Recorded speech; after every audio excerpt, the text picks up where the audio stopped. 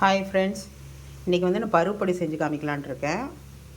இது 3/4 டம்ளர் எடுத்திருக்கேன். பருப்பு துவரம் பருப்பு போட்டுக்கிறேன். இதை வந்து நல்லா வறுக்கணும். சிம்மிலேயே வச்சு வருங்க.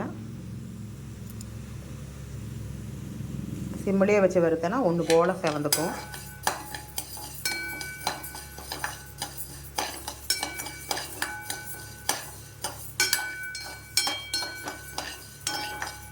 நல்லா பருப்பு செவந்ததுன்னா நல்லா வாசனை வரும்.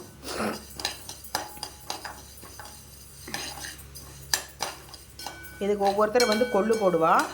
நான் வந்து கொள்ளு போடலை. நான் என் ஸ்டைலில் செய்கிறேன். இது வந்து ஒரு வாரம் வச்சுக்கலாம். வெளியில் வச்சு சாப்பிட்டாலே ஒரு வாரம் வச்சுக்கலாம். எண்ணெய் ஊற்றி வறுக்கணுங்கிறது இல்லை. மிளகாய்க்கு மட்டும் எண்ணெய் ஊற்றிக்கலாம், பெருங்காயத்துக்கு மட்டும் எண்ணெய் ஊற்றிக்கலாம் போதும்.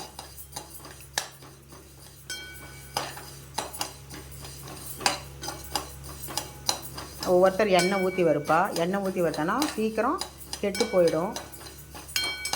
ஸ்மெல் வந்துடும், சிக்கு வாசனை மாதிரி வந்துடும். முடிஞ்ச வரைக்கும் எண்ணெய் ஊற்றி வறுக்காமல் இருங்க. எண்ணெய் ஊற்றி வறுத்தா அது ஒரு டேஸ்ட்டு கொடுக்கும். எண்ணெய் ஊற்றி வறுக்காமல் இருந்தால் அது ஒரு டேஸ்ட் கொடுக்கும். எண்ணெய் ஊற்றி வறுக்காமல் இருந்தால் தான் பெஸ்ட்டாக இருக்கும்.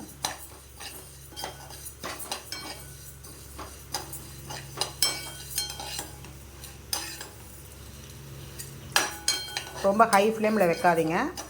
ஏன்னா ஒரு பக்கம் கரிஞ்சு போயிடும், ஒரு பக்கம் வந்து வறுபடாமல் இருந்துடும். அதனால் வந்து நல்லா வறுக்க விடுங்க.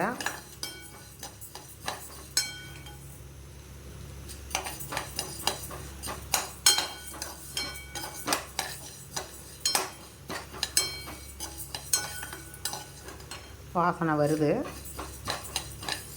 நான் வந்து ரேஷன் பருப்பு போட்டிருக்கேன். உங்களுக்கு ரேஷன் பருப்பு போடுறதுக்கு விருப்பம் இருந்தால் ரேஷன் பருப்பு போடுங்க, இல்லைன்னா கடப்பருப்பு போட்டுக்கோங்க.